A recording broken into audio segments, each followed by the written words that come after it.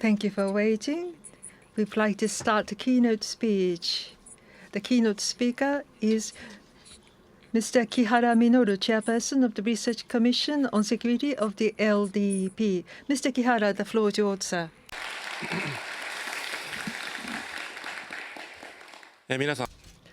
Good morning, ladies and gentlemen, and also those of you who are joining virtually. Good evening. This is Kihara Minoru. Last year, I was the Minister for Defense, so I have participated with a video message. But this year, I am pleased to be in person to be given this opportunity to give a speech once again, and I am so grateful for this opportunity. Whilst I was the Minister of Defense, I had met with Secretary Austin 7 times in total, and with Mr. Jake Sullivan, the National Security Advisor, I have met with him, and also Dr. Hamley, Dr. Hamley, where are you? Also the co-organizer, the CSIS, the head. I have met with him, and we were able to agree that we need to align our views on the security environment surrounding our alliance, that we have discussed on the specific ways to further strengthen our alliance. Now the JJOC has been established, and also we are to acquire counterattack capability. Based upon these, we need to further strengthen a partnership of Japan-US alliance, and we should also have expansion of joint presence in the southwestern part of Japan, the Nansei Islands, and we need to promote the equipment and technology cooperation. We need to steadfastly move forward with the realignment of the U.S. forces in Japan, and we need to strengthen deterrence and response capabilities. And as for the results of what we have done whilst I was a minister, and as for the future issues, I have passed the baton firmly to Mr. Nakatani, the current defense minister. I myself, being the chair of the LDP Security Research Council, from that position I would like to lead the debate, and I will be the cheerleader for the government of Japan, so that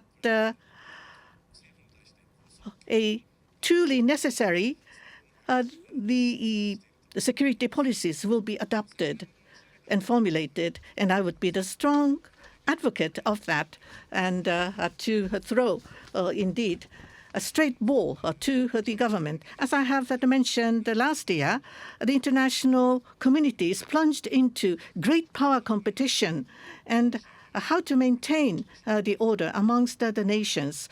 We have a very traditional and challenging issue.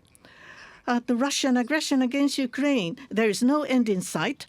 This is an outrage which fundamentally shake the international order based on rule of law, which our forefathers have done a lot to build with tremendous efforts.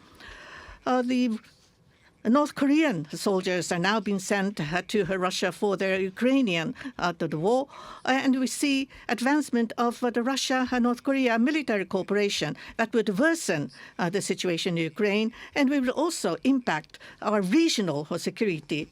We are gravely concerned in Japan as well as in the surrounding areas. Russia have for many years have illegally occupied our inherent territory in the northern islands, and the Russian military aircrafts have 3 times intruded into our territorial airspace. It is very active in military activities in the East and South China Seas. The unilateral attempts to change the status quo by force by China is continuing, and the other day the Chinese aircrafts have intruded into our airspace, and the Chinese carriers have come into the continuous the waters. This has been confirmed, and China is working closely with Russia, having the vessels jointly passing through in the surrounding areas, and the bombers are making joint flights. And in relation to with China, China is insinuating use of force and has been actively engaged in military activities. I believe President William Lai has assumed the presidency in May, and there was a national day, the Double 10 Day. In October, this was when we had the general election for the lower house. There has been a major scale military exercise done by mainland China in and around Taiwan waters, raising the tension. In the South China Sea, China is still progressing with the military outposts that have been created, and including the Philippines. For the coastal countries, there are continuing coercive activities. In June this year, Chinese have boarded the Filipino vessels and have damaged the crew as well as the equipment. That incident occurred, and behavior of China needs to be scrutinized, which may also be a challenge for the international order, including the safe passage of the vessels and so forth. As I have mentioned last year, what has been of concern is not only military activities. More recently, in the Pacific Island countries, in the coast of the Indo-Pacific, the debt sustainability of the host countries have been ignored, and development finance has been railroaded through with economic coercion. The open and stable management of ports and harbors have been hindered. And as for Japan, we need to lend our lending hand to Sri Lanka, which have been defaulted. So our yen loans have been, even so, have been restarted. We are trying to give peaceful means to those countries. And we need to stay alert for the Korean Peninsula situation. The ballistic missiles have been repeatedly launched by North Korea. Not only the frequency, but wide United States as a whole is within range of the ICBM class of the missile of the launch. And low altitude, irregular trajectory missiles have also been launched. Such security environment is without doubt the most difficult situation for us in the post-war period. And last year, I have already mentioned that in the Indo-Pacific as well, just something like a Ukrainian the war or the aggression against Ukraine may happen, which may shake the fundamental international order. And we have many people in this region who are very anxious and have a lot of mistrust. In such difficult situations surrounding us, we can no longer wait looking at the activities around us. Indo-Pacific region is at the crossroads of, on one hand, harmony and cooperation, and on the other hand, confrontation and discord. The first point we need to do is diplomatic capabilities to be strengthened, dialogue. And secondly, we need to have deterrence capability adopted, underlining such diplomatic capability. With that belief in mind, for the past 1 year, I have placed my heart and soul into trying to do my best as a defense minister. Talking about dialogue, diplomacy, we need to maintain communication and strengthen communication. In order to maintain our sovereignty and independence. For any country, as we face difficult security environment, we need to strengthen our defense capability. But such may, unless there is transparency, could be understood as coercion by the surrounding countries. And we need to avoid unexpected collision. And through dialogue, we need to bring solution to the difference in opinions and difference in interest. China, who exercise the force or coercion and challenge the international order based upon rule of the law. We need to patiently and persistently ask to overcome the difference in interests and opinions through dialogue and approach them that they should listen to the voice for peace and stability for the region as a whole. In June, when I met with the Chinese defense minister, we have confirmed the importance of the discussion between the two countries in a frank manner. And I have conveyed clearly our deep concern over the active military activities by China. We need to have a dialogue to bring solutions to the issues. In the international community, they should recognize the power of dialogue. Russia's aggression into Ukraine, this was atrocity, and this shall not be condoned. the international community should come together in one voice. And in order to realize the vision of the free and open Indo-Pacific, we need to have a dialogue to bring peaceful solution to the issues. And we need to show the model ourselves, the international order based upon rule of law. And what will be effective is the strong deterrence capability which support the diplomacy. Thus, Japan is trying to improve on our deterrence, and such a message is consistently be widely disseminated by Japan. As you may know, in December of 2022, Japan has come up with 3 security documents. Because we are faced with the most difficult security environment surrounding us, Japan should take the initiative and with our own volition to maintain our sovereignty and independence. Our willpower and capability has been shown. After the documents have been put forward, I have assumed the post of defense minister. The biggest issue for me was to put into implementation speedily what has been written into the 3 documents. For example, to speed up the introduction of Tomahawk, as well as the JJOC to be created, to go through the necessary the legislative revision, and also with the UK and Italy to have a treaty be concluded for the joint development of the next generation of fighter planes. And I have done my best. And going forward, by deterring unilateral change of status quo by force, we would like to execute our responsibility as peace-loving nation. So under Minister Nakatani, we would like to strongly and speedily move forward with a drastic strengthening of the defense capability. I hope that Minister Nakatani would do that. And in order to deter the attempts to unilaterally change the status quo by force, not only our own efforts, but we need to further deepen partnership with our ally and like-minded countries. Japan-US alliance will continue to be, as it has been so far, cornerstone of the Japan's security.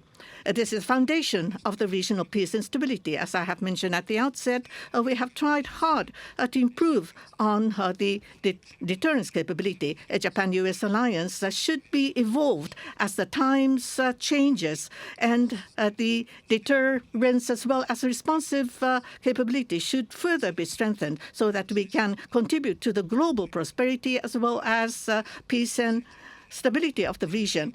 The free and open Indo-Pacific vision, which has been advocated by Prime Minister Abe. In 2017, the President Trump has responded strongly to this vision in Da Nang in Vietnam when he made a speech calling the heart of Indo-Pacific.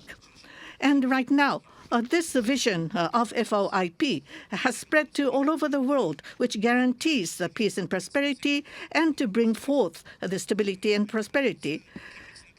For example, with Australia, we are working as special strategic partnership in the Indo-Pacific, and we have been able to create a very close cooperative relationship, only second to Japan-US defense cooperation.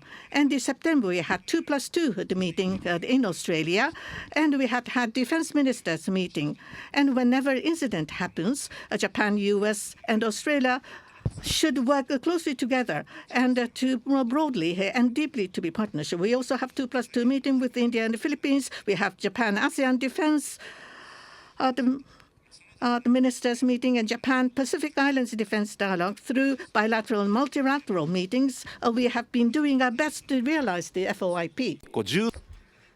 These various frameworks, while overlapping and mutually reinforcing, function as a deterrent against unilateral changes to the status quo by force. Additionally, we must not overlook the importance of our relationship with the Republic of Korea, ROK. In June of this year, after extensive deliberation from a broad strategic perspective focused on regional and global peace and security, including beyond North Korea, we agreed to restore Japan-ROK defense cooperation and exchanges for the first time in approximately 5.5 years. I thought about it over and over and over. Moving forward, we sincerely hope that Japan-ROK and Japan-US-ROK defense cooperation will continue to strengthen irreversibly regardless of the potential political system of each country. In addition, enhancing the capabilities of countries with similar values is crucial to realizing FOIP, free and open in the Pacific, and Japan is committed to supporting this. In October last year, the delivery of Japan-developed warning and control radar systems to the Philippines Air Force began. Cooperation with countries that share fundamental values demonstrates Japan's commitment to regional peace and stability, and we will continue to proactively pursue this through initiatives including Official Security Assistance OSA, which provides grant aid to strengthen the security capabilities of foreign military forces and other entities. Ladies and gentlemen, our country calls for overcoming differences in interests and opinions through dialogue, not by force, with the goal of avoiding the tragic conflicts that we have once experienced in the region. At the same time, it is the responsibility of those involved in national defense to confront the reality of security that maintains sovereignty and independence depends on proactive and autonomous efforts. I intend to continue conveying this message consistently. The U.S. and Japan welcome new leaders in President Trump and in Prime Minister Ishiba. The strong bond of the U.S.-Japan alliance will remain unchanged under both new administrations. In fact, further strengthening this cooperative relationship is a mission we hold as responsible major powers in the international community. Both leaders will reflect on the role the Japan-U.S. alliance has played in the region and globally, and will lead the Indo-Pacific region more powerfully towards cooperation and harmony on the world stage. As the chairperson of the LDP Research Commission Security, I'm committed to firmly supporting this administration's security policy. Thank you so much for your kind attention. Mr. Kihara, thank you very much.